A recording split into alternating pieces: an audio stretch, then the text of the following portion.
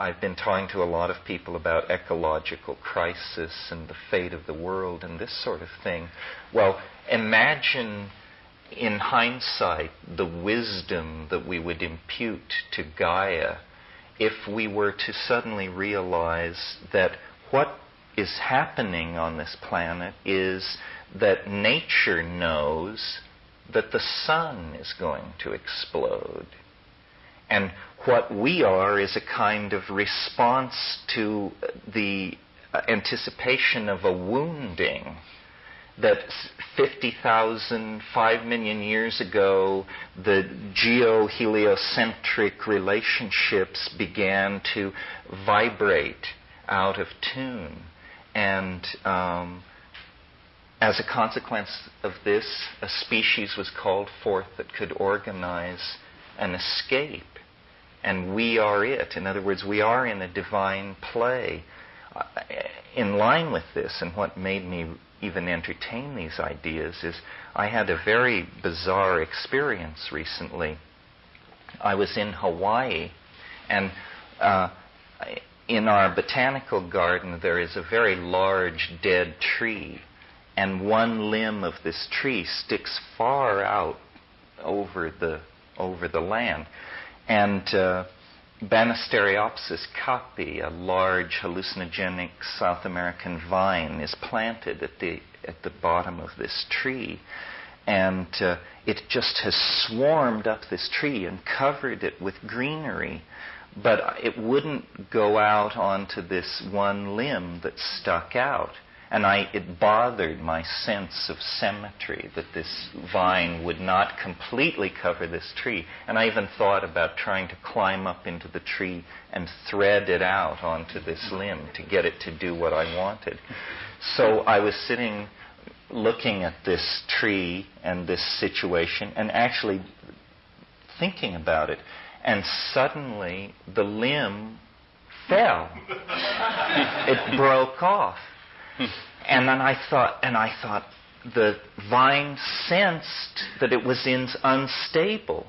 It would not invade this domain that it sensed was structurally unstable. Well, then I said to myself, but how could it? What is the mechanism of this sensing of instability?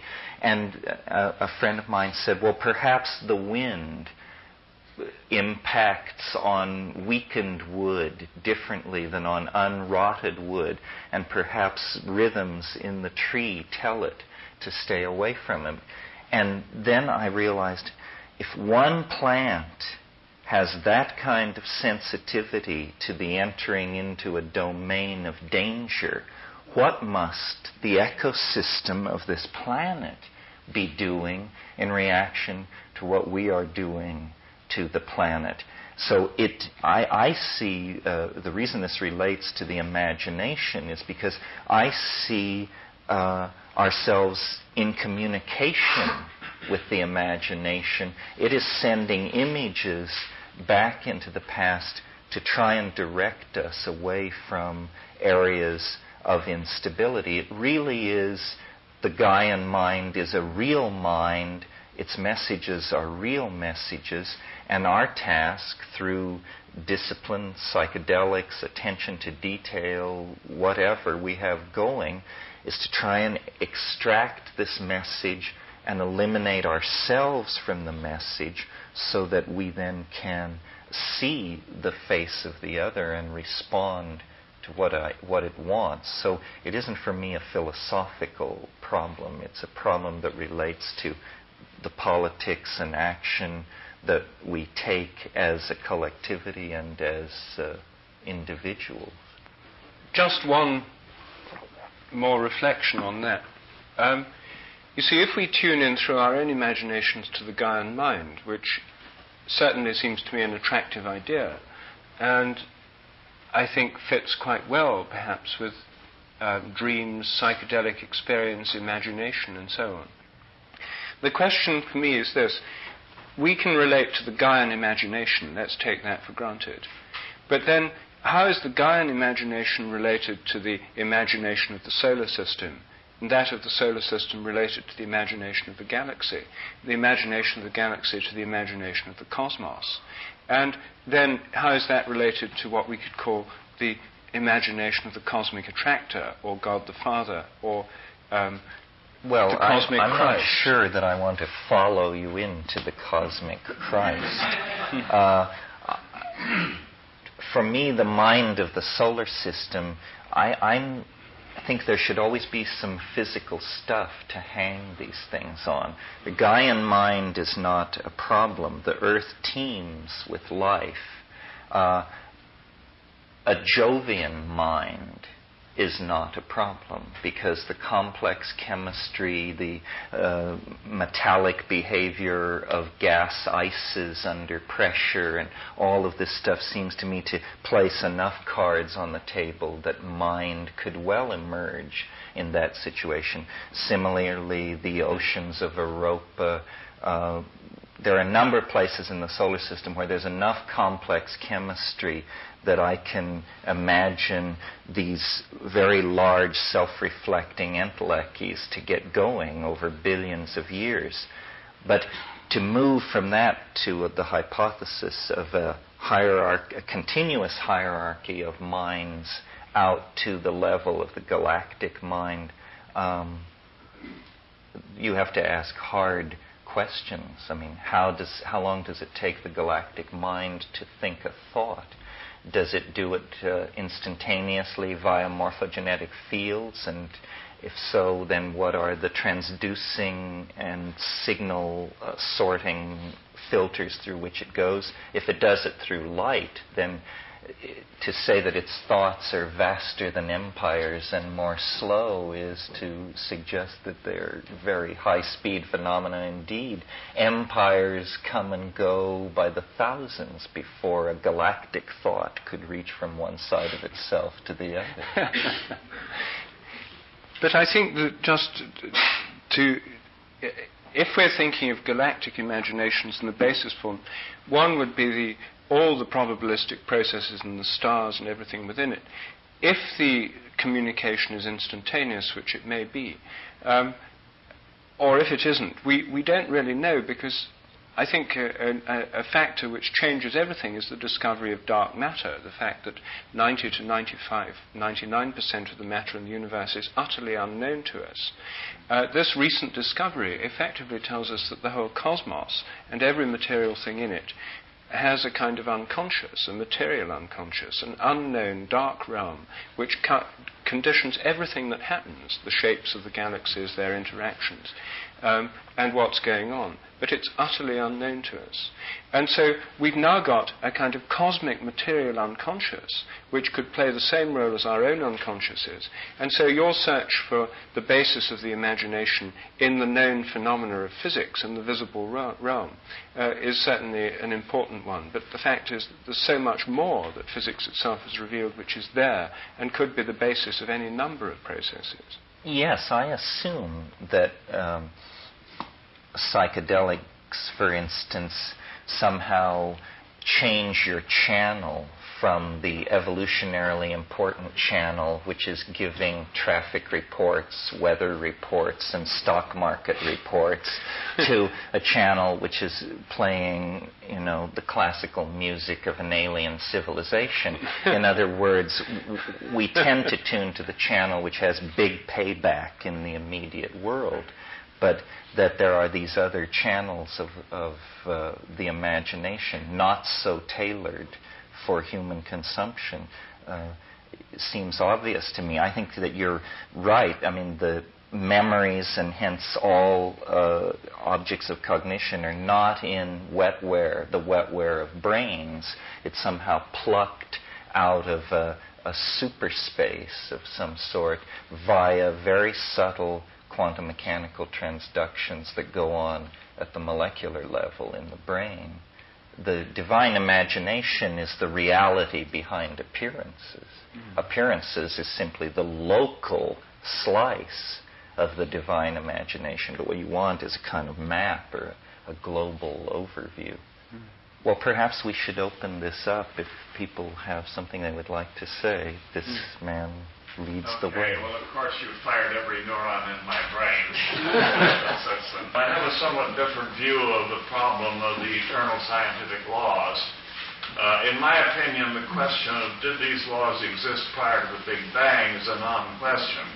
It's like the old Zen question of what happens to your fist when you open your hand. Because in my view, these scientific laws are not objects in space and time. If they were objects in space and time, of course they could not exist before the Big Bang.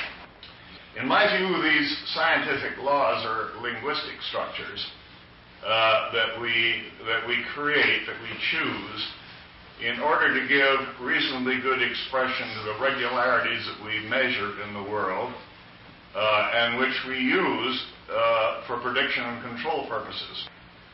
For example, we have an equation to express the gravity relationship, and we have placed in that equation to key in the acceleration of the force of gravity. It's not 32 feet per second. It differs somewhat from that, and it differs depending on where you measure it on the Earth. And it's even conceivable to imagine that it might change with space and with time. Because it's been going on for so many billions of years now, in Rupert's view, I'm sure that it would be unlikely to change very much, but it's perfectly possible for it to change. And the point I want to make is that science provides in that equation an opportunity to clue in this different change, if that change is necessary, for purposes of prediction and control.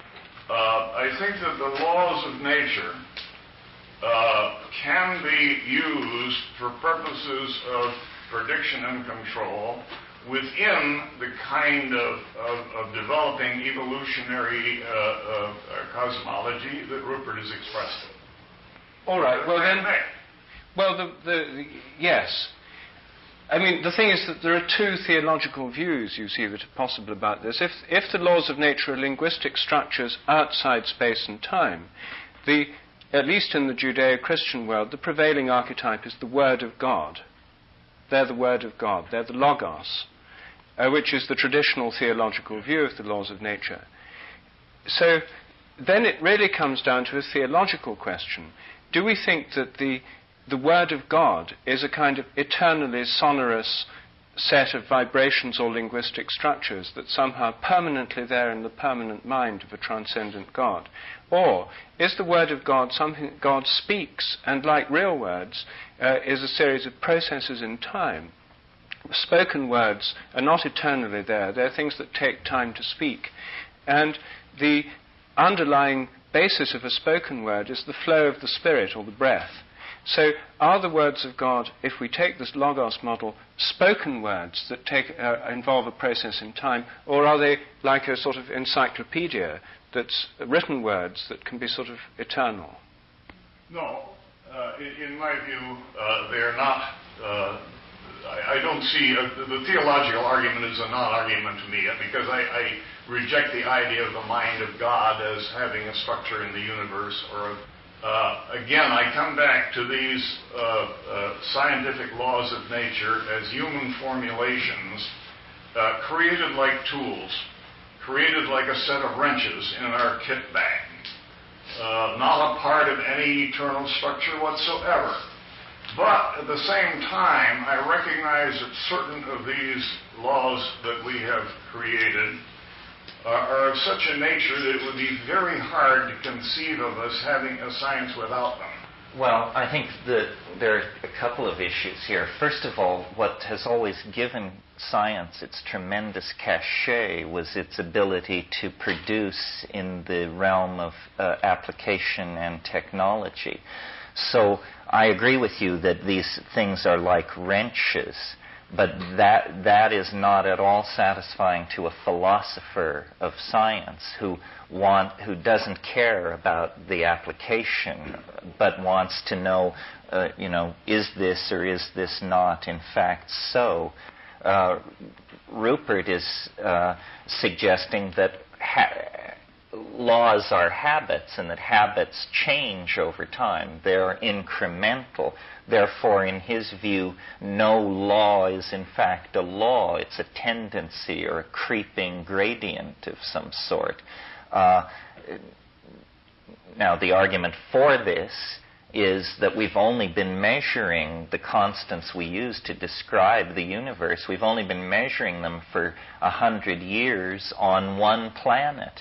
We say that the speed of light is 186,000 miles per second, and we've measured it on one planet for 100 years, and we extrapolate this statement to the entire cosmos. If, in fact, laws are local and invariant, then this is going to be a hard swallow, because it makes science no more than a series of localized opinions. It turns science into folklore. The thing that personally I find a personal discovery of, and I don't think it comes from reading outside, is just a realm of pure geometric possibility, of pure form and symmetry.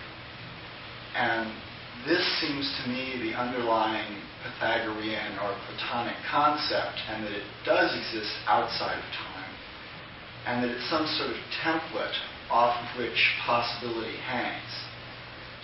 And that what undergoes the formality of actually occurring resonates against this template, and also most likely resonates against what has been materially manifested, so that it's going forward in time. Yes, well, I agree with what you're saying about a template. I mean, this is this idea of a topology that I want to put out. Rupert and I were, again, last night after the meeting, talking about the idea of God as a mathematical mind had come up, and I was saying how much a mathematically minded God would miss, how impoverished that concept is, because the primary qualities of experience, which are color, light, tactility, and then even subtler things like appetition for the past and the future. And so all of this would be eliminated from the idea of the mathematical God. In a way, the way I see it is it's almost as though there is a wire frame. Yes, that the future is almost a kind of mathematical wire frame, and that's what God, quote unquote, knows in eternity. But the whole point of the game is into this wire frame flows the living richness, the perverse creativity, the unpredictability, the perturbations, the interference patterns that create them, the living fact of the felt presence. And then that wave of complexification dies down and leaves in its wake the fossil imprint of its passage, which is memory. So you have, the wire frame, then the moment of interface of the wire frame with the memory, which is what we call the present, which is absolutely what's happening, the richest part of it, and then the wake, the shock wave of the eschatological moment of the now, which is just the historical record of its having occurred.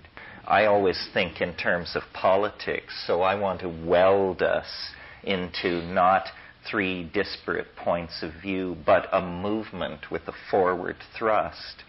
So I've suggested that what you're witnessing is the birth of geometric compressionism, or morphogenetic compressionism, or psychedelic compressionism, depending on which one of us is talking. I'm sure you can figure out who is who.